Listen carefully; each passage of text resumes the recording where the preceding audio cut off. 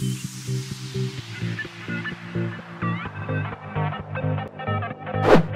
and welcome to the second edition of the GoopplyCast. I'm Matt Carter, Associate Editor of Goopply.com. With me today is Matt Evans, Executive Editor. Say hi, Matt. Hello. Also with me today is Tim Van Klaveren, Director of Graphic Design and Multimedia. Say hi, Tim. Hello. And with me also is Roy Czlapinski, Managing Editor. Say hi, Roy. Hello. Today we are going to be talking about some news, smartwatches. We're going to touch on Apple, the WWDC, and Google I/O. So let's get into news. Anybody have anything that they've been following recently that they want to share? What's up, Matt? The Apple Watch came out. It did. Really? And you're wearing it. And somehow I'm not jealous at all, actually. It's okay. It's all right. I have some news. So I was on Facebook today, and these guys called Stuff You Should Know, it's another podcast, they just talk about stuff you should know, posted an article about, it's the light phone, and it claims to be the opposite of every other phone in existence. It's thin and light, has a 20-day charge, and it doesn't do anything but make and answer calls. Doesn't do texts, doesn't have an LCD screen. It just makes and answer calls. I'm showing these guys a picture of it now. I mean, it's really, really simple looking. So it's kind of like a phone for like somebody that doesn't know how to text. Basically, it's $100 for this phone, and the concept of it is that it detaches you from, your screen device, because everybody's, looking at their screens, obsessed with like information and checking statuses and stuff, and it just takes a SIM card, you press a few buttons, you make a call, no NFC, no games, no browser, a quick dial. But I was like, $100 for this phone. For $10, you can get a track phone that'll do the same thing. You just don't text people. And people were suggesting track phone on like the Facebook thing, but everybody was like, those phones text. So this is for hipsters. Okay, and yeah, basically that's what it seems like. Like you can get a track phone that does this. You can get any kind of flip phone or whatever. Why didn't we think of this? Why didn't we do like a Kickstarter program? Because we already know it exists, and we wouldn't do that. But we should have done that in the first place, and then we could have been the rich ones if they make money off of it. I give this thing like a month and it just fails. Yeah, I mean, people probably really like the concept of, detaching and getting something that looks really well designed, because it looks like if Apple didn't put anything on their phone, this is what it would look like. Did it have a Kickstarter when it first started? This was made with like Google's incubation funder thing, where Google allows people to develop products or whatever. And it was done by, I think, 2 or 3 guys. One that had a cell phone building background, and one other guy. They plan on shipping it by May 2016, and I don't think that they had a Kickstarter. But it comes with 500 minutes of prepaid talk time. It charges with USB, and it's just supposed to be really simple. I mean, there are even emergency phones that just do calling for emergency, which I was like, well, that's good too if you go on a vacation and you don't want to bring your phone, but you don't want to be stranded somewhere. That kind of makes sense, but this just seems blah. I guess for a minimalist, if you really want to try to detach yourself from the technological world, because, even if you had a track phone, you could be tempted to text or browse the web on their rudimentary browsers or play Snake. But so with this, it takes the temptation away. Mm-hmm. So I guess I can see the appeal of it. It's just $100 for something you pay $10 for. Yeah, the $100 price point to me seems outrageous. Yeah, if it was a lower price, I could get behind it. Yeah. It does also mention that it has a month battery life, like track phones. You have to typically how long those get like. So for the old people who can't remember, it's exactly an old person phone, obviously. Like I would get this for a grandmother or something. It just has the number pad and like a mini LED screen for the numbers, and that's it. And it's like you can't really do this wrong, I would hope. I would totally test that out and use it for 2 weeks straight and only that, and do a review on it. That would be interesting. Well, we couldn't have Matt do it because he doesn't have a phone line, so I don't. Although the 500 free text or free voice, that would be enough. that might be enough for him, you know. So what Matt is referencing is that I've come up with a label for myself. It's called a tech grifter or a phone grifter, one of the two. I don't have an active phone service, but I have like a device for every situation that I could need to call or text in. So I carry around basically a Wi-Fi phone with me, and so I don't have an active cell phone service. What kind of phone is that? It's the next. Really? Yeah. So if you really wanted a phone for every situation, that's your phone for calling. This phone? No, or that phone? The light phone. You can have a phone just for calling. I got it. That's interesting. I got it. We should just make a phone where you can't call. You just text and surf the web. And we can bundle it with the light phone. That's good.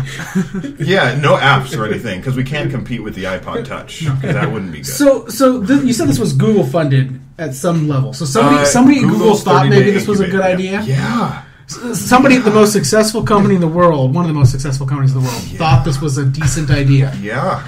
Obviously, this person doesn't know track phone or I guess they really, really thought that this would be the hipster phone. Let's face it, it'll sell. People will buy it. I know, people will buy it. If the industry of technology has told us anything, people will buy things that look cool.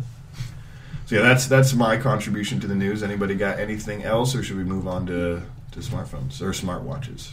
Actually, in the news today, in the newspaper, I noticed it said that as of this year, 1 in every 5 search done on the internet is done with Bing. So Google, still the giant out there, but Bing is definitely making a strong push.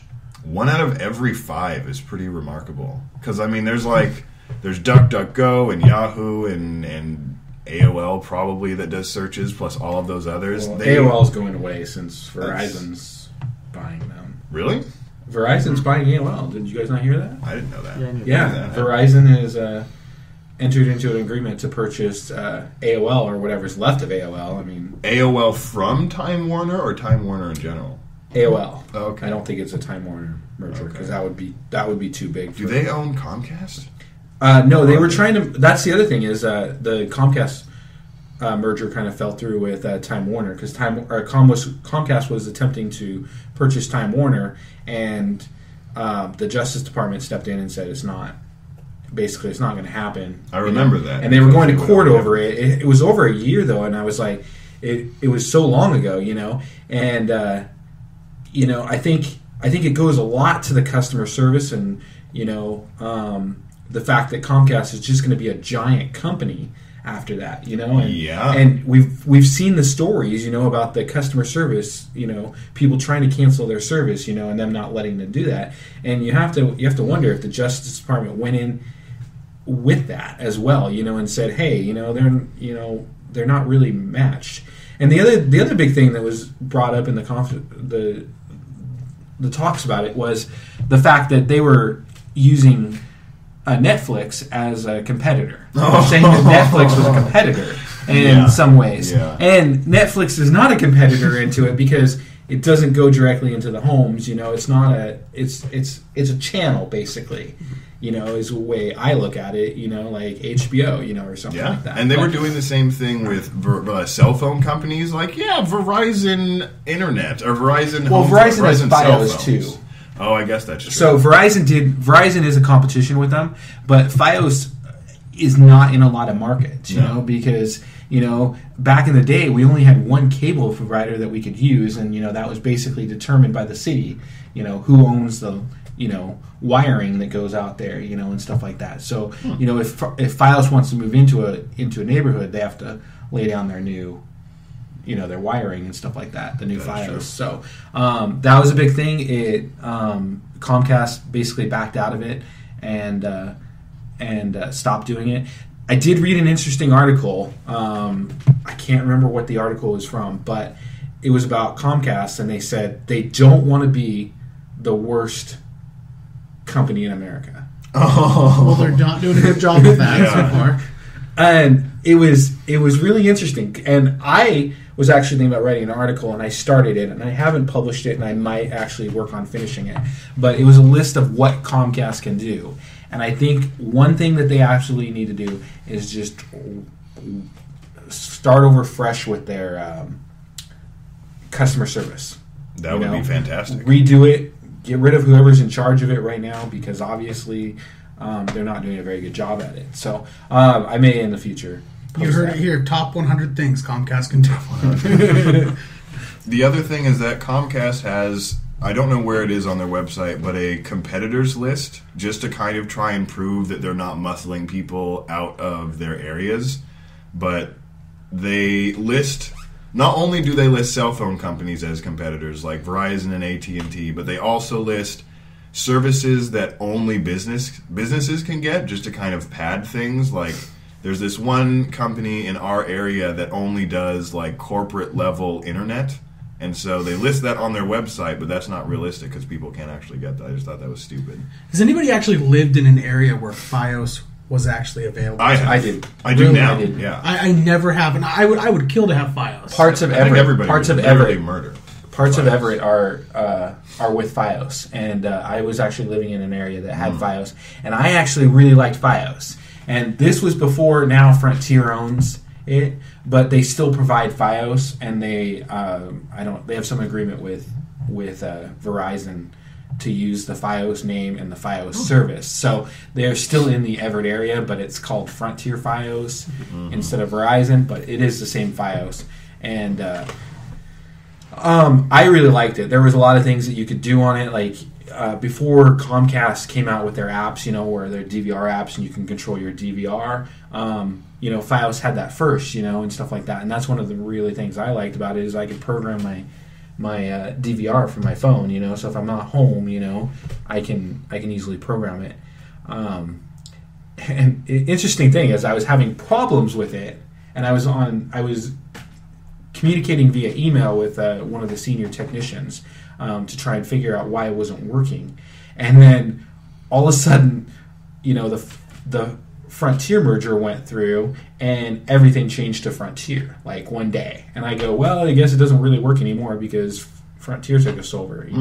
So, and then Frontier didn't offer the app. There was very limited stuff that they offered at the launch. So, but I did like FiOS really a lot, but... That's good. I also want Google Fiber, so if they can push it to me, it'd be great. And the Google cell phone service, I'd pay for that. Hey, the Google cell phone service, I actually just got a notice because I signed up for the beta. Ooh, that's interesting. Yeah, well, I figured somebody could try it at least, here. So I figured I might as well do it. But I did get an email. Let me look here. So basically, Google is saying that they've rolled it out, and they have people that have been trying it over the last couple of weeks with their initial feedback, and it's being very positive. They're sending out invites as quickly as possible, but there is a high number of requests, obviously, so they're currently doing it. So they're saying until probably midsummer to get it to everybody. In the coming weeks, they'll continue to send out invites, so if you signed up for one, check it out. But I mean, it's a good technology to try and see how it's going to work. Do I have to go somewhere to sign up for this? Because I don't know if yeah, I can yet. I think you go to... Is it just Google Fee? Is that what it is? Yeah, I would Google search it. Fee. So for those that don't know what the Google phone service is, it is a cell phone service that they are rolling out, and they are renting bandwidth from Sprint and... Is it AT&T? Is T-Mobile? T-Mobile. So they are renting bandwidth from both Sprint and T-Mobile to host their service on, rather than building a whole infrastructure themselves. Mm-hmm. The cool thing about the service, though, is that you're not committed to one area. So, for example, if you're in an area where T-Mobile doesn't have good coverage, but Sprint does, it'll automatically transfer your calls over to the network. So you're not committed to one network. And I think this will be really good if they get AT&T on board, because AT&T has a good area of coverage as well. And I don't think Verizon would do it. Yeah, it's too big. It's too big of a chance for them to lose customers. Yeah, I think. like, but I think AT&T. I think AT&T might really go on board with that. And if they do, that would be a really good opportunity, to switch areas. The downfall to it right now is there's only one phone available.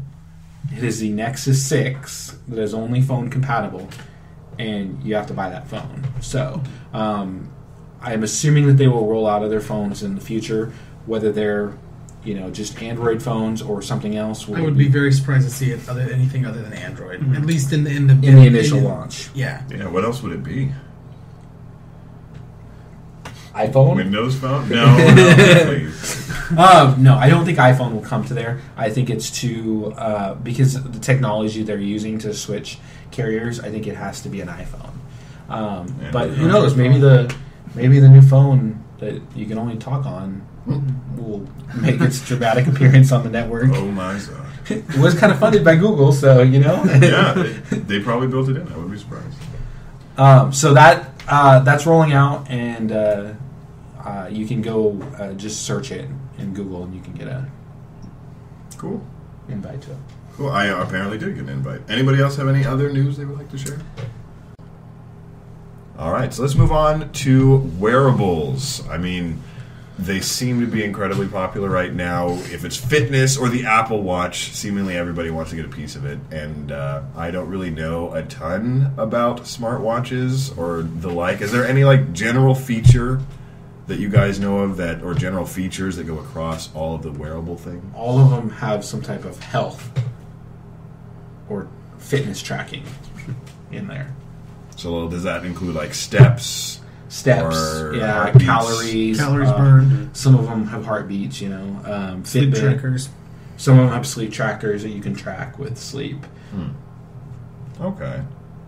Essentially, you could just take your phone and put it on your thing and download an app, and you could have a fitness sleep tracker all in one. I do have a sleep tracker on my iPhone 4, and I leave it. You by have an my iPhone? pillow. I mean, it's an That's a sleep tracker. It's my sleep tracking device. I've got a whole lot more respect for you now that you actually have an Thank you. iPhone. I also have an iPod Touch 4th generation. Oh. Yeah, with a cracked screen. It's not a all 5th of them. generation. It's not. Those are sexy. You need a phone for that, or a device for that. Is it a 4 or 4S? I think it's a 4S. So, off topic, but I just heard that Apple iOS 9, there's a report out that it might support iPhone 4s. Random. Is it on 8 right now? It won't work on 8. I think Okay. 7 is the highest you can have on the thing, but somebody said that it might. A report came out that said that it might bring back life to the iPhone 4S. That's kind of cool. And the first generation Mini, which would then help you out. That's cool.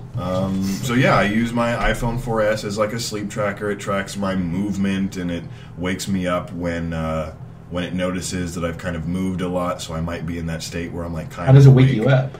It just has an alarm, but it does it. It tracks my most moved times, and then if it notices that I'm moving a lot in a pattern, it'll wake me up when it thinks that I'm shifting around because I'm in that state where I'm getting comfortable again. I'm in that first stage of REM sleep where you're somewhat aware. I've used an app like that. Basically what it does is you say, I want to be up by 6 a.m. Yeah. So it gives you a half an hour window in there that it's okay, well, we're getting close to 6 o'clock, so I'm going to pay close attention to his movement. So if 5:48 he starts moving a lot, it's going to wake him up at 5:48 because that's where he's going to be less groggy. Yes, that's the purpose, to wake you up to get you as refreshed as possible. And if he's not moving around up by 6 o'clock, he's waking up at 6 o'clock. It has the maximum time it will force you to wake up. But yeah, so that's what's interested me about wearable stuff, being able to track sleep and then also heart rate, because I want to see what my heart rate is in certain situations, if I'm more stressed or less stressed or calm or whatever. There was a really intense situation that I was in, and I was wearing my watch, and my watch just started vibrating, and I'm like, why is it vibrating? And I looked down and my heart rate went up. Oh. And it jumped to 106, and I'm like, oh my goodness, and so that was kind of, it was nice to know that my heart rate came up, and it alerted me, that my heart rate was coming up. For anybody who has not read his article, he has an Apple Watch. Yeah. So that's what you guys wanted to talk about first, was the Apple Watch, which is cool that it has a heart rate function, because it seems like not a ton of wearable things have that. I think we should rename it. I don't think it should be called the Apple no. Watch. I think it should be called the Dick Tracy Watch. Mm-hmm. That's cool. I didn't grow up in that time, so it doesn't. You didn't grow up in there, but there's a lot of people that did. And Tim Cook even said there are a lot of people that he was out there on stage. He said, "I've wanted to do that when making phone calls from his watch. since I was a little boy. And Dick Tracy is who?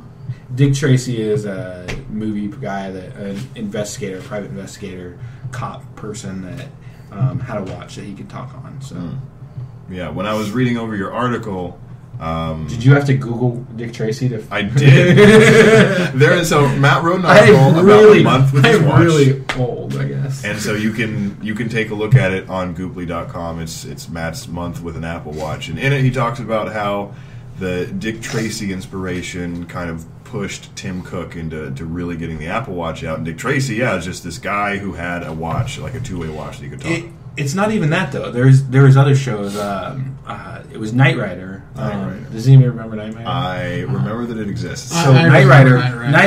I feel old. I feel old too. Me too. Yeah, whatever. Knight Rider though, he had a watch that he could talk to his car, which his car's name was Kit. And I was joking with somebody the other day. Well, I wasn't really joking because I'm pretty sure it's going to happen someday. But where I'll be able to tell Siri to bring my car around front, and my car will just pull around out front. I mean, Google's driving car. Google has self-driving cars now. I mean, it's going to happen. I may be 99 years old by that time, but I don't plan on dying until I can call my car with my watch and be like, good plan. So just so you know, Dick Tracy, the movie Dick Tracy, is so old that it had a companion game on the NES, and it starred Madonna. It starred Madonna when she was in her original heyday. Jeez. And Dick Tracy was a comic book or newspaper thing before that, I think. Yes. Like a comic. I mean, I want to say the setting is like the 30s or the 40s. Yeah. Cool. So I'm really excited about the Apple Watch. It's taken off pretty well. I mean, I ordered it at 12:01 a.m. and if you read my article, you'll understand this too. But I ordered it at 12:01, and I was, clicking that because they always take the Apple Store down an hour before they launch a new product. And so it says, we'll be right back, hang tight, and stuff like that. And I'm just sitting there clicking it because it's 12 o'clock, and I'm waiting for that 12:01 mark, and I'm not sure if it's going to be synchronized with my time or whatever. But it wouldn't load on my computer, and so I think I ended up doing it on my phone. Oh, wow. And because it was loaded on my phone in the app, so I started doing it on the phone or whatever, and I didn't realize I was ordering the white silver watch. Darn. I know. And so, anyways, that was a pretty big, shocker for me afterwards. And then I was like, well, I'm not going to cancel that order, so I didn't cancel the order. I went on and tried to order the black one, and it was already a 4 to 6 week wait. And I'm like, I was at 12:03. I mean, I was 3 minutes into the pre-sale, and there's already, and they're gone. I'm like, and that may have just been the black one, the white one, and the other colors and the other sizes and stuff. But I got the bigger size. I got the, and you have the white. Sport, right? I have the Sport, yeah. Which the Apple Watch starts at $349 with the Sport model, and you can either get the 38 millimeter or the 44 millimeter. So there's a difference there, and it's $349 for the 38 millimeter and $399 for the larger one. And I got the larger one because I have a larger phone, I have larger hands. It just made more sense for me. And I can't imagine having a smaller one. I know. mean, really, it honestly doesn't look like it should be any smaller. Yeah, it looks like the size a watch should be. Yeah. And at least that's how I feel. I didn't go into a store. On your wrist. Yeah, exactly. I didn't go into a store because, well, obviously they didn't have them in the store at the time. You could go do try-on sessions starting that day, but obviously it would have been sold out by the time I tried to pre-order it, and I wouldn't have got it. So my goal was to order it and then go in there and try it out and see how I liked it. I never even did go into a store to try it out, though. I was like. I already ordered it. I'm going to wait. I did this with my iPhone, though, too. Like, the 6 Plus, I was like, I had an Nexus 5, and, the corner of my finger would mess with the screen. I don't know if you have that problem. You complained about that so much. Well, because I would be typing, and the corner of my screen would mess everything up, That happens sometimes to me. I have the Nexus 5. Yeah.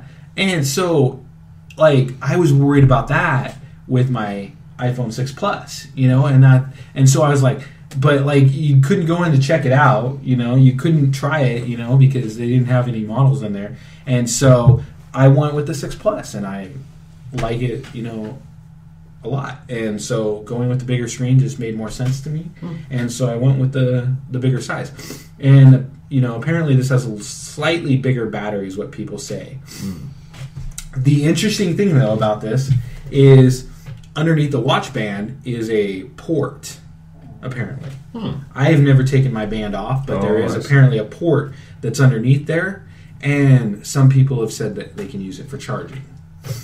So they've talked about, having chargeable bands where you can charge it like a Mophie case, Oh, interesting. However, Apple said that they won't approve those to be part of the made with Apple. Oh, interesting. So Apple, you won't be able to put the made with App or made for Apple Watch, on the product and stuff like that. So it'll be interesting to see how that kind of plays out in it. I really don't have a problem with battery life. It gives you 18 hours of battery life is what they claim, and I'm used it all day long, and it's 12 o'clock at night.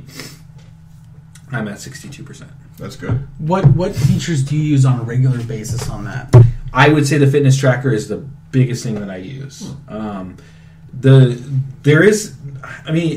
come from a Fitbit, and the one thing, and I expressed this in the article too, I'm not going to go too deep in it, but the one thing that I noticed is that I can't set my step goal.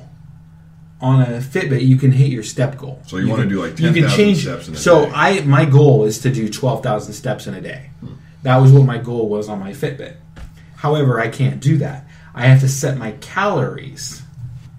But you can't set your calorie. I have my calories set at, I think, like 700 right now. And so you have to meet your calorie goal, but you can meet your calorie goal,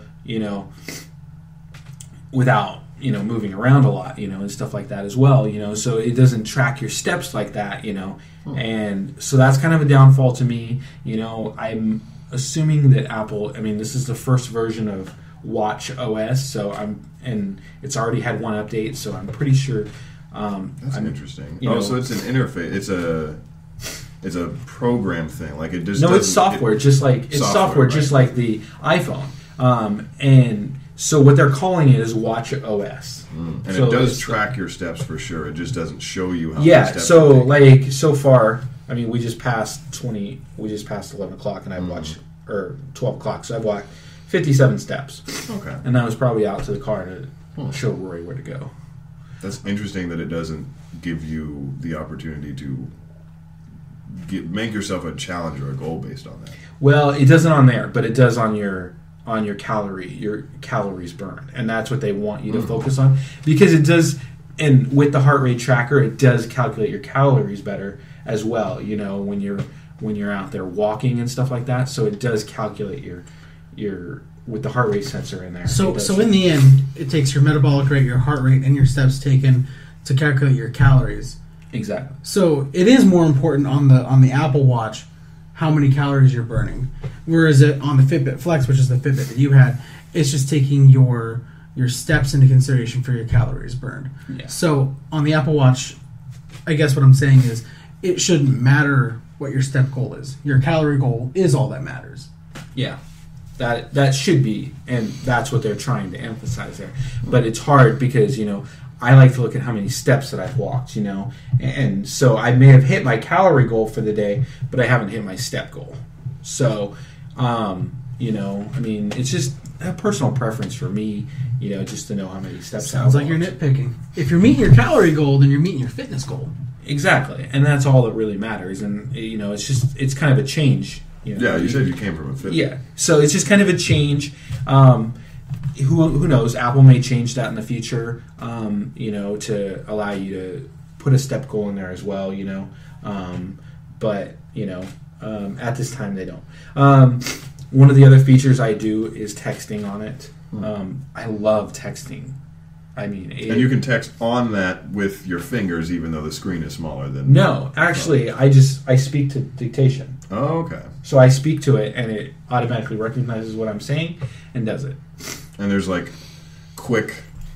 quick phrases. Quick phrases, yeah, yes, no, thanks, okay.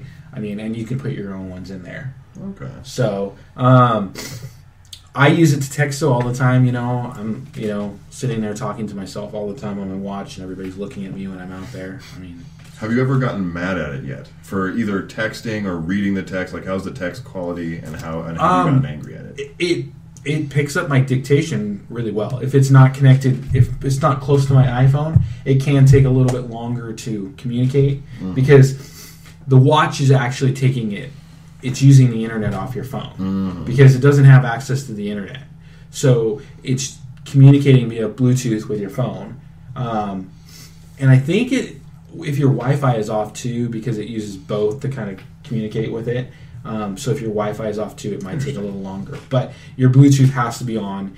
It has to be in range of your iPhone in order to use it. So the one cool thing I like about it though is, so if I lose my phone, I can swipe up and hold on here. I can tap it. My phone is somewhere in my apartment. And I can ping my phone. That's cool. So if you lose your phone in your apartment, you can ping it. See, I do that all the time. I get home and I throw my phone somewhere, and I don't even know where it goes. Yeah. So the other thing is, when you get your phone, when you get your watch, it'll launch a new app on there, which is the fitness tracker app, and it'll tell you how you met your goals and stuff like that. So, for example, here's the day that I met all my goals. And you guys can't see this at home, but basically it's a circle, and the circle goes around to all your things, your move, which is basically your calories. It's kind of like a bullseye. Yeah, it's kind of like the target. Like a target, yeah. 30 minutes of exercising, your stand goal, and then it gives you awards, and then it does tell you your step goal and your distance, or your steps and your distance at the bottom. So there's lots of improvements. I mean, we have to understand that this is the first version of the software, and we are likely to see a upgrade at the WWDC conference coming up in June. So that could, very well be rolled out with new versions of it. They've already released an update to it to kind of fix a lot of the, some of the bugs. There was some bugs in it, with the standing goals and stuff like that. So, but overall, it's a great start. Cool. You mentioned if you lose your phone, you can find it really fast. What's the distance on it? Like, how far do you have to be away from it to Bluetooth. It's Bluetooth. So 20 feet. Okay. 20 feet. Okay. But if you're further away, then you'd have to. I mean, if you're in your house, 20 feet isn't You're at a house that or a far party. away. Well, yeah. I mean, if you were in a house or a party, which is probably at a house, then being 20 feet. I mean, even if you are out of 20 feet of range, just move to the other side of the house, and you're probably within 20 feet again. Like with on Android watches, they what it will do is if you lose it, if your phone's connected like a network or something, it will automatically find it. And if you're connected to the network, it may actually allow you to do that. I haven't tried that. I haven't tried the range of it. I've only lost my phone once, and I left it in my car. I pinged it everywhere, and I went around looking for it, and I was like, oh, I must have left it in my car, because I can't hear that ping anywhere in the house. So I went out, and I found it in my car. So, like I said, though, it's new. There's lots of improvements that's going to come. I mean, the first generation iPad was a perfect example. People said, why is anybody going to buy an iPad? And it changed the whole tablet industry together. Oh, yeah. See, that's the thing that I think is interesting about the smartwatch is that there are so many people making them, and there's so many different kinds of appeals for different smartwatches. Every time Apple makes something other than Apple TV, I think, there's a standard that's being set by them. With the iPhone, there was a standard of how smartphones go. With the iPad, there was a standard for tablets. And now Maybe with this watch, with the Apple Watch, there'll be a standard for smartwatches. Well, and here's the interesting thing that I've noticed about the Apple Watch, and Apple has been rumored to be working on the watch for years, from before Steve Jobs even passed away. But the one thing that I do see in it is a very good User interface. User interface, yes. UI. UI. And it's a very good design. A lot of people say it resembles the iPhone, the first generation iPhone. It does a little bit. I mean, the one that you have is gray and black and kind of bulby. Yeah. The thing, though, is a lot of people say, it does have kind of a Steve Jobs kind of possibly, it could have been the last project that Steve Jobs actually was involved in, the iPhone 5S was the last phone that he was ever involved in, so it's kind of, it could be the last product that Steve Jobs was ever involved in, 7,000 series of them. We've always known that Apple doesn't release a product until they can do it right. Apple Maps. Well, That's still a thing. there was problems, and when Apple does something wrong, they apologize about it. Somebody I think commented on one of my articles about when I was talking about the Apple Watch. They were talking about how Apple doesn't do anything right, and they talked about antenna gate, which was a problem with the iPhone 4S. Did you say antenna gate? Is it antenna gate? I'm sure it is, but adding gate to problems is just really fun. So anyway, but Apple took full responsibility for it. What did they do? They gave everybody a free case, because with a case, it solved the problem. And I can tell you that by the time because when this was on the iPhone 4, and at the time it was only on AT&T, and a few months after the iPhone 4 was released, Verizon was the second carrier to pick up the iPhone 4. And I very quickly, after that, picked up the iPhone 4 on Verizon, and there was no antenna problem on the iPhone 4. So, they very quickly fixed that problem hardware-wise after they figured it out. They knew they had a problem, and Steve Jobs went up there on stage in front of the media, called a press conference, said, "Come here. We need to talk," and people were making fun of it. People were making fun of it. Steve Jobs played all the comments, that people were saying about it. They were making videos about it. They were making YouTube videos. He played them up there, and he made it right, and Apple screwed up with Apple Maps. There's no doubt about that. They should have not taken Google Maps off the phone. But they did. They messed up, and Tim Cook apologized for it. So now, on that note, do you use Apple Maps or do you use Google Maps on your phone? It just depends. I use I use Apple Maps because it works on my watch. Google Map right now does not work on my watch. How does it work on your watch? So I will put my phone down. I'll have my phone in there, but I'll put the address in there, and it'll send a little zap around my wrist every time I need to make a turn.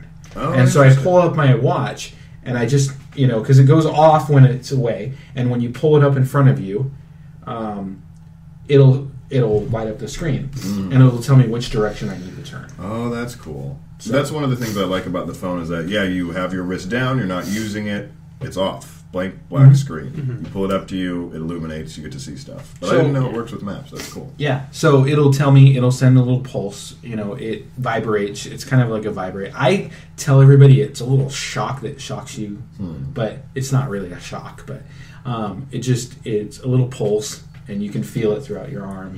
See, to me, that sounds like you should just be using Apple Maps all the time. And I don't really have a problem with Apple Maps. It doesn't really take me in the wrong direction, like some people say. I use Apple Maps. I've never had a problem. Yeah, there, and it may just be certain areas, outside of the United States. I think the United States is probably pretty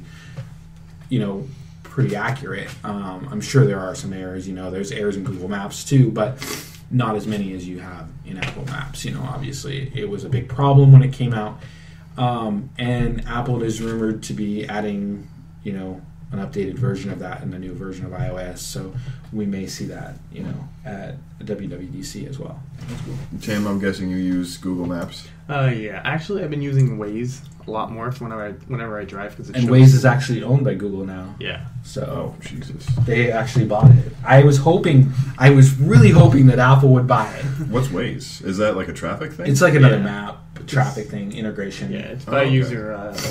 It's made by or used by users. So like if someone sees like an accident, they'll report it. Or like if they see a cop, they'll report Speed it. traps. Speed traps. Yeah. That's cool.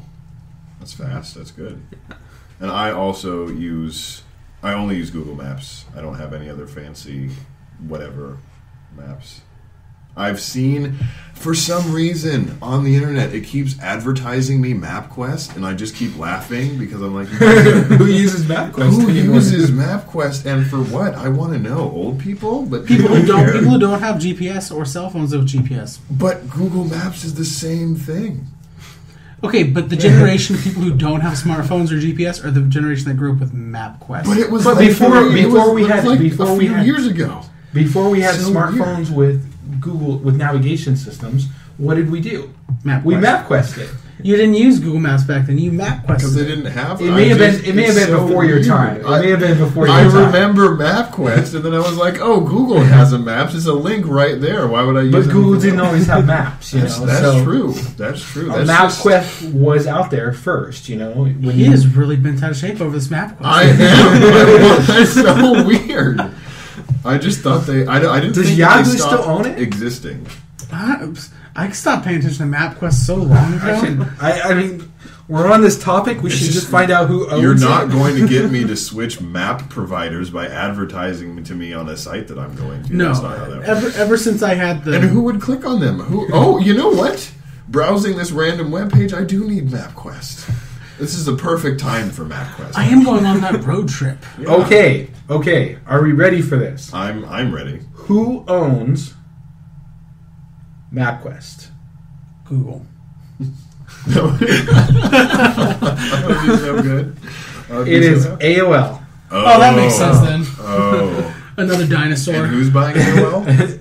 Verizon. You may actually, if you That's get ridiculous. Verizon service, you may actually have a MapQuest app soon on there. Wow, that's so stupid. The interesting thing is, Verizon would do that. That's what we're talking about maps is here, which I've never used. It was taken off of the iPhone after a version of iOS was released because it wasn't compatible. It was re-released recently, a couple, I would say 6-9 months ago, maybe a year ago. It was released On not the iPhone. soon after Nokia got their control of the... Well, they Nokia sold their mobile division to Microsoft, but once they were able to take back that brand name and Microsoft had to stop using the Nokia name is when they got control of the maps back. So it's kind of interesting to see who's going to buy it because it's been rumored to be for sale. It's been rumored to go. Big names are Facebook, Microsoft, Amazon. All those big companies could actually end up buying it. Apple was even rumored to buy it. However, I don't think they would do that because they already have Apple Maps. They're working on improving Apple Maps, so I don't really think they would buy it. I don't think they'd spend the kind of money that they're going to be asking for it. So who could do it? Does Here do anything special? Well, I mean, honestly, it's really just another navigation. It's just map system. technology. Having had and used a Windows phone for so long, I had a Nokia Lumia 1320, so Here Maps is integrated in there. And there's different. You got Here Maps, Here Drive, Here Transit, and it's all an integration of the same thing. So if you need to take the bus somewhere, you can do. The Here Transit tell you what bus to take when, where. And I used Here Drive as my navigation. I mean, you could have gotten other navigation services on there, but I used Here Drive in it. It's just like using Google Maps, just like using Apple Maps. It's the same That's thing. what I would expect. I just assume they all steal from each The other. cool thing that I do like on it that Apple Maps doesn't have, or at least not that I found on Apple Maps, is you have your speed on there, okay? And you can set it for, if you are going above 50 miles an hour, or if you're going under 50 miles an hour, you can set a limit to how fast you are going above the speed limit before it starts beeping at you that you're going too fast. So, if you're going above 50 miles an hour, and you can say, okay, well, if I'm going, because usually if you're going above 50, you're on the freeway. So I don't know about you, but when I drive on the freeway, I'm usually driving 5 to 10 over to keep up with traffic. So I set that limit at 10. So if the speed limit's 60 and I go the second I hit 71, it goes bing, bing, bing, bing. And then if I'm driving under it, I set it to 5 miles an hour. That's interesting. That wouldn't be as interesting to me as knowing that I'm going a certain amount under the speed limit, because something must be going wrong, because I'm usually 5 to 10 or 20 over the speed limit when I'm on the freeway. So I know. I think you just have to worry about one thing with your car, and it's making sure you can turn right. Getting it would be the first thing that I'm worried about. So yeah. So we should move on to another wearable of some kind. I mean, unless you have some other things. No, I was just going to say that we should move on, because we were talking about Apple, and then we kind of. I mean, there's map Fitbit. There's any of the Android Wear. I mean, we can talk about Android Wear. Me and Roy both use Fitbit too, and everybody here but me uses Fitbit. Yeah, literally. I mean. As far as activity trackers go, it is the standard of activity trackers. If you're looking for just a basically an electronic pedometer, Fitbit is the name that everybody knows and everybody buys. I mean, it is. Fitbit entered the stock market, recently as well.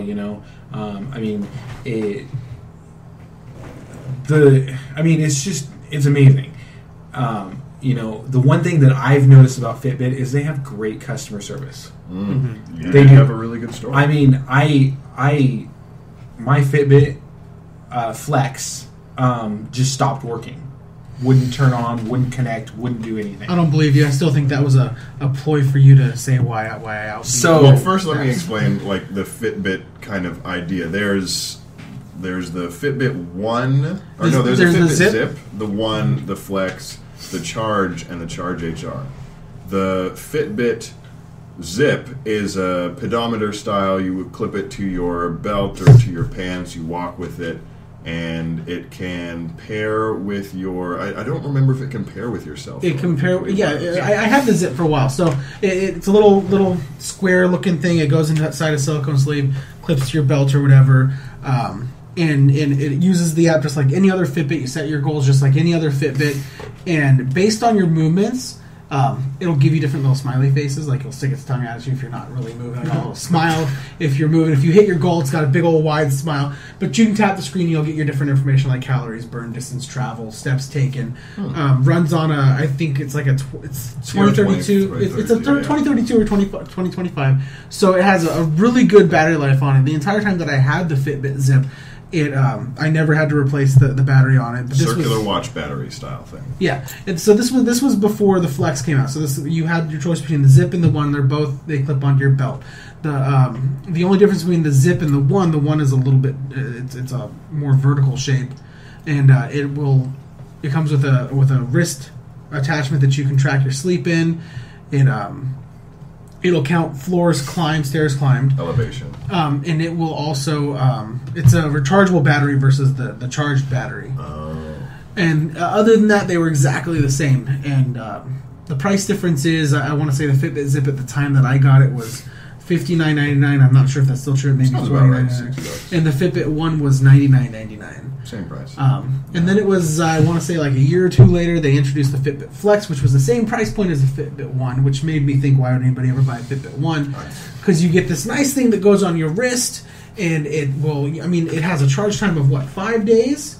Yeah. Something like that. 5 days charge time is a rechargeable battery. It's pretty darn water resistant. I think it's got a 3-foot water resistant rating on it, which is good. It's nice and durable too. I've taken mine in the pool, no problem. It has 5 little lights on the front of it, and you double tap it, and it lights up based on how close you are to meeting your goal. Each light is a 20 percentile towards your goal. Oh, that makes sense. It tracks your sleep as long as you double tap. You gotta triple tap it, or you tap it so many times and it recognizes you're in sleep twice, mode. Yeah. And that does everything the Fitbit One did except for the floors climbed, the stairs climbed. So if you really, really, really wanted that feature, then go with the Fitbit One. Otherwise, why would you buy a One over a Flex? Because they were $99.99 both. The one thing that I have noticed with the Fitbit Flex, though, and I'm not sure if this was with the Fitbit One as well, it was, and I don't want to say cheap, but it was a very, I mean, there was a lot of problems with them. You know, Joe also had a Fitbit, who's not here, but his Fitbit stopped working, you know, for a while and stuff like that. Mine stopped working. I had a friend, another coworker that I worked with, and hers stopped working, you know, and wouldn't Coleman's connect. also stopped working. Coleman stopped working. You Mine know, never had a problem. 1 and 1 is that 6. It's a decent success It's rate, not right? bad. If you Might be worse than certain If you- Microsoft products, but whatever.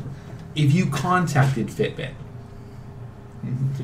they helped you. Like Yeah, they you got Yeah. 3 in the end, right? Is yeah, that what it was? 3 Yeah. plus the one that I already had. So I'll go through the story, It's a pretty fantastic story for their customer service. and I'll go through it real quickly because I know we're time wise. But so, anyways, my Fitbit stopped working. I emailed them, and I already researched what I needed to do it. They wanted a receipt, a proof of purchase of the item, you know, or they could send me out a package and I mailed mine back in. But I already had my receipt ready to go. I talked to her. She said, well, yep, it doesn't look like it's communicating with your phone. You've tried the reset. You've done all the troubleshooting options, you know. And so she said, I'll go ahead and send you a new one out. She sent me an email confirmation with it, and I got it. The email confirmation in my email box. And I'm like, okay, cool. So no worries. I, you know, was expecting it, you know. So it got shipped. I got the notice saying it was shipped. And it was going ground, so it was like 5 days. But it was ended up in somewhere in Wichita. And it just stopped communicating with USPS. And I'm like, this is weird. It hasn't communicated with USPS in 5 days.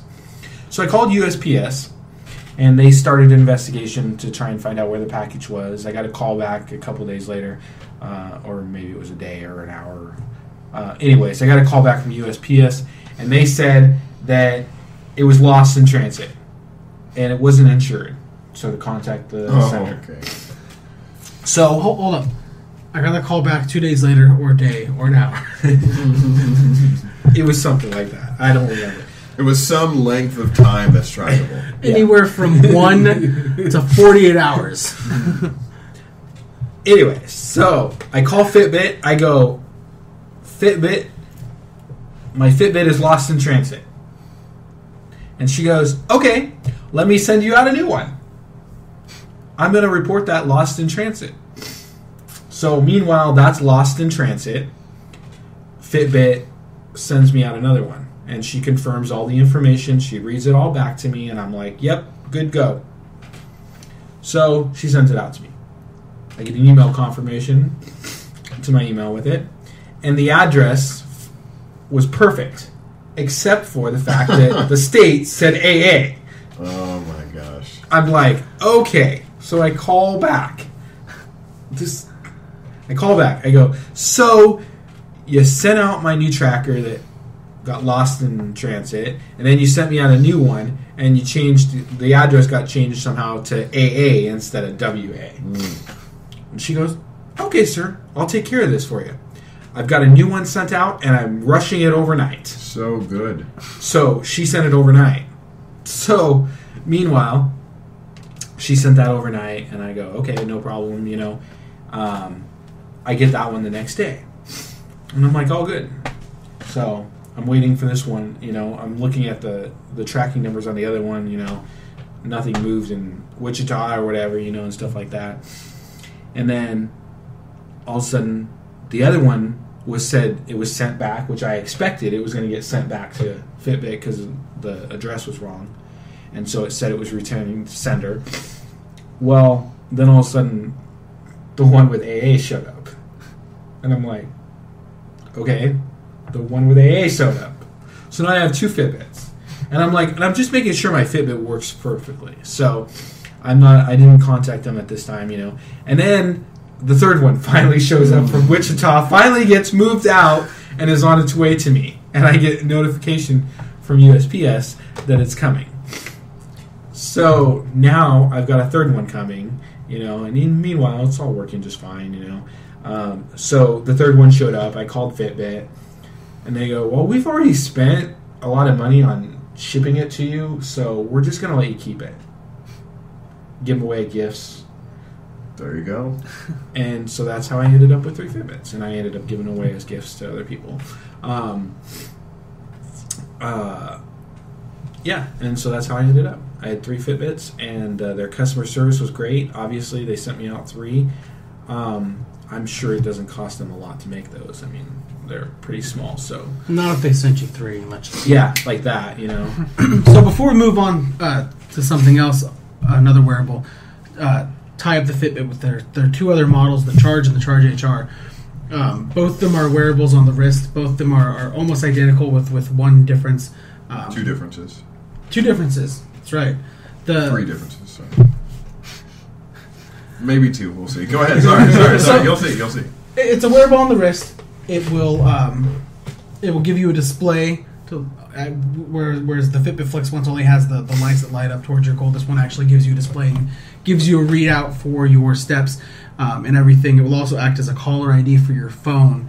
And then the Charge HR will give you a heartbeat. A heartbeat monitor. Yes. Is there anything else different from the Charge HR and the Charge? The difference is that I think the Charge is a joke. Once the HR came out, there's no reason for the Charge to exist whatsoever. Yes, the fact is you can't find the Charge HR hardly anywhere. There's that too, which, supply and demand garbage, but I think that having a screen to give you rudimentary text message readouts and for $30 more. It's $129.99 for the Charge. For $30 more, and then numbers instead of lights just makes it makes the Charge look bulkier. It gives it unnecessary function, and it's more expensive. And the price tag on the Charge HR is $149.99. So for another $20 on top of the Charge, you get the heartbeat sensor, which is, in my opinion, completely worth the $20 when you think about it. Yeah, I mean, for a couple $100 more, you can just get the Apple Watch. So going from the Flex to the Charge HR is a $50 difference, but you're getting the display, you're getting the caller ID, and you're getting the heartbeat monitor, which is, in my opinion, completely worth the $50 difference if you wanted to make the jump from the Flex to the Charge HR. I agree. I've said that I want a heartbeat monitor for just situations I think would be cool. The Flex would be something that I would go with if I was interested in fitness, just because it seems really lightweight, it seems really popular, and everybody seems, while they're using it, while it's working, to have an enjoyable time with it. And it wouldn't be just a couple $100 more to go with the Apple Watch. I'd have to get an iPhone. That's like an $800 purchase. You're right. So for $50 more, we can move on to the next one. You can get the Microsoft Band at $199.99. That will work on anything from like the iPhone 4 on up. It'll work on anything Android 4.3 or newer. It'll also work on your Windows phone. And the price tag on that, once again, is $199.99. Microsoft does a pretty good job of not marketing it as a smartwatch, but more as a fitness activity tracker, although it does definitely have some smartwatch features. You can receive your text messages. If you're using a Windows phone and you're running the developer preview on your Windows phone, you can text from it as well. The accuracy on it isn't bad. I've tried it out myself back when I used my Windows phone. If you have fingers of a... I don't have the smallest fingers of all day, and I didn't have problems with it. I just... The keyboard on it is just insanely small. If you've seen the screen, it is absolutely insanely small.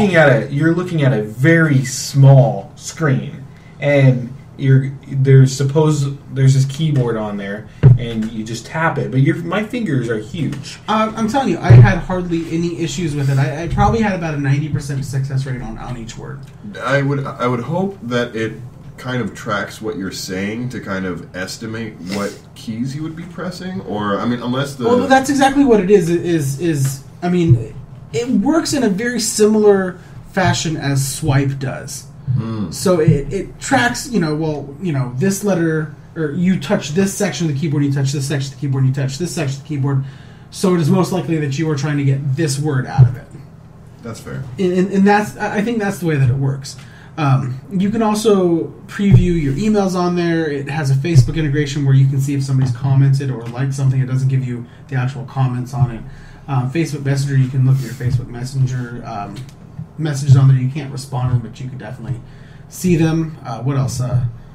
Has a UV sensor, so you can just press a little button. It analyzes the UV and says typical time for a sunburn, which is actually kind of cool. That's interesting. It actually, so it has a whole bunch of sensors built in that they aren't completely using right now, and the current firmware. It has an optical heart rate sensor, 3-axis accelerometer, gyrometer, GPS ambient light sensor, skin temperature sensor, UV sensor, capacitive sensor, galvic skin response, and it also has a microphone. If you have a Microsoft Windows Phone, you can use Cortana straight from your wrist if you wanted to, and I mean, as long as it's Bluetooth to your phone. Yeah.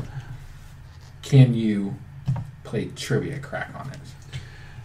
This is not a discussion of whether it's better. Once again, it's not marketed as a smartwatch. Yeah. It is a fitness tracker, which conveniently has some smartwatch features. So, I mean, if you're not quite, hey, I don't really need a smartwatch, it would be nice to have some of those features, but I definitely want an activity tracker. Remember... The band is not a bad way to go. I remember when Roy first texted me about this. When Roy first found out that it was coming out, he was in his Windows Phone stage. And, he texted me and he goes, I'm getting rid of my Fitbit. I'm getting an Apple or a Microsoft band. And he was determined to do it. He was determined to find one. He was looking online for one. They weren't in stores. He was calling all the stores to find out when they came in. He was determined to get one. I was, on the other hand, determined to wait for the Apple Watch. And when Roy showed me the Microsoft Band, I was really impressed by everything that it could do. I was not happy, however, that a lot of that stuff can only work with Windows. Exactly, it's not there are two features that don't. There are two features that only work on Windows, and that is the texting. Okay. And that is the Cortana. Everything else works. Oh, good. Everything else works with my iPhone. Everything else will work with Android. It's just those two things, and it's not that the texting won't eventually come out for it, because it's on the developer preview version of the Windows Phone. So I mean, it's a testing thing. They're testing it, and just like on the Apple Watch, you can have some preset responses that you can customize yourself to send out a quick text like, "Hey, I'm in the meeting," or "I'm on my way," or "I'm driving," or whatever you want. You can have 4 or 5 preset responses as well. That's really good, then. I don't think that it will be coming out for the Apple Watch, the texting part, or the texting. I don't think will come out to the iPhone anytime soon. Like a keyboard style? Well, I don't think you'll be able to text from it, because Apple doesn't allow texting. Apple has very strict API rules and stuff like that you can follow. And I think it's the same with the Pebble Watch, because I don't think the Pebble Watch will let you text either, but I think you can do that on the Android version of it, because it's open sourced. But Apple just is so strict on what apps can do and apps can monitor and stuff like that. I don't think Apple's giving control of the messaging app to developers to use them for like the Pebble Watch. That's not going to hurt Mac, because you care less what happens on Apple. I'm just saying. I definitely would see it coming to the Android market, though. Possibly after the Windows Phone fails again. We'll see about that. Cool. Any other smart devices? Watches? I have the Android Wear devices. I don't have one to so I haven't had any first-hand experience with it. But you've been looking at one, right? Yeah. There's one that you want to get? Yeah, I was looking at the Moto 360. It's the one that's the Circle one. Runs Android Wear. It's by Motorola. It looks really clean. It's a really beautiful watch. I was looking at that, but there's a few small things. Like, a lot of people are mad about there's a small black bar on the bottom of the display, because that's where the display drivers are in. So it has to have that. Otherwise, it'd be like a thick border around it, which no one would want that. So, but there's a bunch of rumors going around that they're going to announce the Moto 362, which is going to be the next version of that, hopefully, because Google I/O is just in like a couple days, so I'm kind of interested to see. So is the regular Moto E, did you say that it dropped down in price at some point recently, or did it go back up? The Moto 360, it dropped to like $130. It's originally $250, but it dropped to like $130 on Moto's website, and then went back up, and then dropped again in the UK store.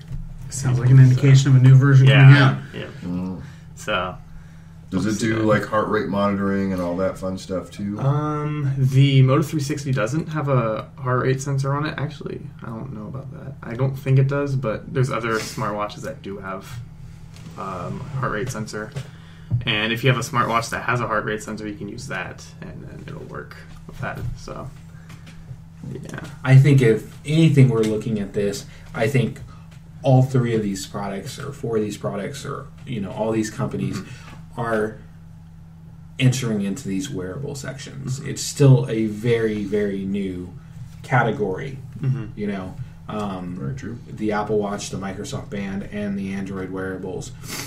It's new, and it's going to take time, and like you said, there's going to have to be standards, and who knows who will put those standards out there. Fitbit is obviously a big player in the market right now, and who knows, they could be working on their own smartwatch, in the near future. Yeah, as far as leading the charge for fitness, Fitbit is right. Fitbit has done amazing things, to come through with a thing like that, a product that attached on, and the other thing that a lot of people don't know is that companies paid for their employees to wear Fitbits so that they could get into a healthier state and a healthier thing. That's cool. And that really, I think, took them off in a sense, so I think the wearables is really new, and I think it's just it's going to take off,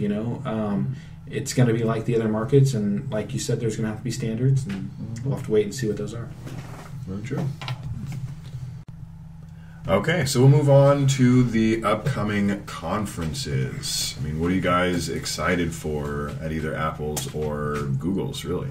I mean, we've all known that Apple's coming up with their WWDC in June. I think it's June 8th. And the one thing I'm really excited for, and this has been rumored, I mean, we all know that Apple bought Beats almost a year ago, and there's been like a lot of speculation on what's going to happen with Beats Music, and the fact that Beats Music is probably going to be integrated into the Music app and is going to be relaunched as a Apple Music. The big side of this is that Apple has said they're going to keep the Android version out there and the Windows Phone version out there. And this is really new for Apple because they don't make Android apps. They don't make Windows apps. And they're doing it. So... Good for them. Well, it's probably a lot easier that the company was already doing that. I mean, do they normally buy someone and then cannibalize all the apps that were out there? And this is probably one of their biggest app, acquires that they've done, and there's a lot of speculation on why they bought Beats, but they were rumored to be coming out with a streaming service, which was iTunes Radio, but more of an on-demand music service is what they were rumored to come out with. But they were having problems working on the negotiations with the record companies and stuff like that. And I think part of the reason to acquire Beats was to acquire the Beats Music, business, so that they could get in with that record industry. And there's a lot of rumors out there that Apple's pressuring all these other companies, pressuring the music companies to stop free services of music, because Spotify has it, Rdio has it, I think, and they've been pressured to discontinue Spotify's free version of their music app, and I think that's just a rumor. I don't think we don't really know what's said, and I don't really put rumors into it, they both announced, new products that they're doing and smaller sizes, but I think the biggest thing that's going to come out this year is the Beats Music, and that is rumored to be launched with iOS version 8.4, which is in beta right now. It's available for developers right now, and it has a redesigned music app. And Beats Music is likely going to be integrated into that Beats Music app on the iPhone version.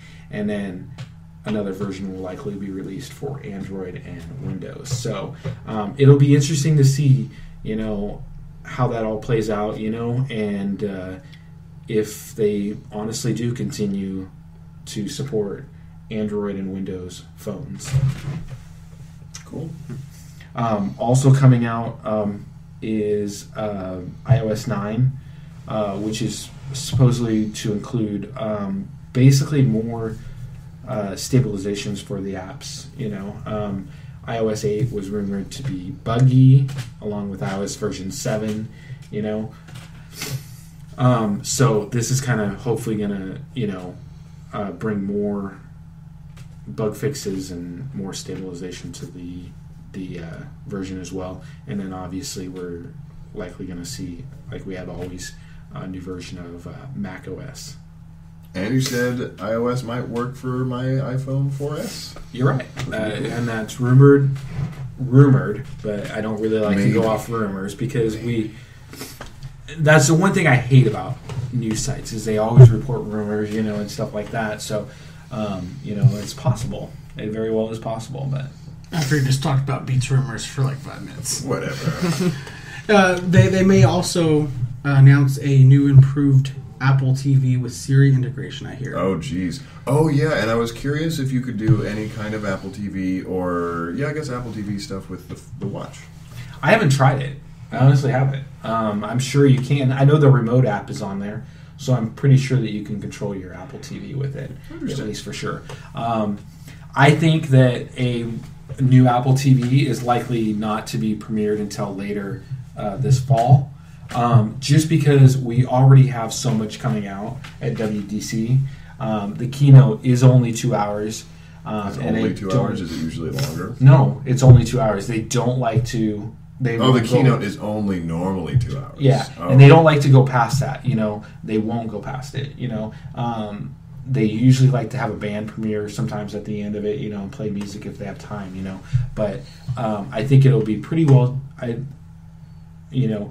If they do release WatchOS version 2, possibly at that point too, it's already going to be pretty filled with possibly a beat music, release as well. So I don't think we'll see the Apple TV until possibly in this fall with possibly a new iPod lineup coming out, because we haven't seen a new iPod lineup in a while. Feels like a while. They've upgraded. Really? They've upgraded both the iPhone 6 and 6 Plus, with bigger screens, so I think we could see a new version of that. They've also discontinued the iPod Classic. A lot of people are mad about that. Or like 2 years ago? Yeah, that was last year. Feels recent, yeah. Yeah, it was like the beginning of last year. But do they normally preview new devices during the fall, or is it just like... During the fall, yeah. We'll likely see in September a new version of the iPhone, and then in October... we could see a new version of iPads, MacBooks, and iPods, I would say. Okay. On the Google side, do you guys think that they talk... do they talk about new Android versions at Google I.O.? Most of the time they do. I don't think they've ever really not. Oh, that last year they announced it was Android L, but they didn't say it was Lollipop until like... They'll usually give you an acronym, of some point that they'll call it, Yeah. okay. I'm calling it now. Milkshake. Marshmallow. Milkshake. What about I'm going with Marshall, with him. What do you think it is, Tim? Marshmallow. Marshmallow is pretty good. Yeah. Marshmallow is gooey and chewy and sweet. Unless they get another corporate branding and M&M's pays them. That could happen. Did that happen? It did. Yeah. Kit Kat. Yeah. I didn't even realize that at the time. I was just like, yeah, that makes sense. I think everybody was thinking it was going to be like key lime pie. Yeah, and I saw something. I saw something about even codes. Like if you look at the code, it said like key lime pie, and then changed it. I guess. Was it? I could see M&M's paying. I literally never bought a Kit Kat that entire time. It did not do anything to me. Because I didn't associate it with that food. It was just Kit Kat, the operating system, which is really fun. They made a limited edition like Kit Kat bar. They did. Did they? Yeah, it was an Android Alien. Pretty cool. Yeah, I would have bought one of those. Right? Just failed advertising. Is there anything you're looking forward to at I.O., Tim? Anything in particular? nothing too much besides a new operating system. There's rumors about Nexus 5 2015. There's a bunch of stuff around that. Are they doing new tablet things or anything? New Chromebook, possibly. Yeah, I'd like to see a new, better operating system for Android Wear, though. Like, something that's a little bit better. I feel like any kind of new operating system would seem really... It seems really early. Like, if they announce iOS M, or not iOS, but Android M, it just feels like we just got Lollipop, and there are still problems with it. You got to remember that Lollipop debuted at the end of summer last year on the Nexus devices, so everybody else is getting it now. Is just that's one of the things about Android is Google puts the update together, and then they got to push it out to, like, say, Samsung. Samsung's got to modify it for their skin, and then they got to push it out to the carriers, and the carriers got to have to approve it or deny it. I mean, and then it could always get pushed back for further development. So by the time that you get it, you may not get it until the following year. You may have just gotten it, but it was released at the end of last summer. You're absolutely right. I have a Nexus tablet and a Nexus phone, and I really haven't used anything else. So the fact that the updates have this, like, salmon ladder to climb up or down or whatever has completely escaped me. I mean, I had one or two Android devices before that where it was like, yeah, I'm going to have to wait forever, or I might not even get the update because of the type of phone that I have. Yeah, so think about it. So let's take Samsung, for example. Samsung has, we'll say 2 devices per carrier, and sometimes it's more. So there's 4 major carriers, so that's 8 devices that they have to make an update for this year. And then next year, there's going to be 8 more devices, so they have 16. So those 8 from the previous year are now on the back burner. See how you're farther away from getting your update, and that's one of the things about Android. I mean, don't get me wrong; it's amazing that it's open source, and that's one of the best things about it. But it's also one of the banes of their existence. Very true. One of the things that I love Apple for is the fact that they control the software, and it's pushed out by them. Nintendo. I'm just saying. That's why they can do whatever they want because they own the product and they own the software that the product uses.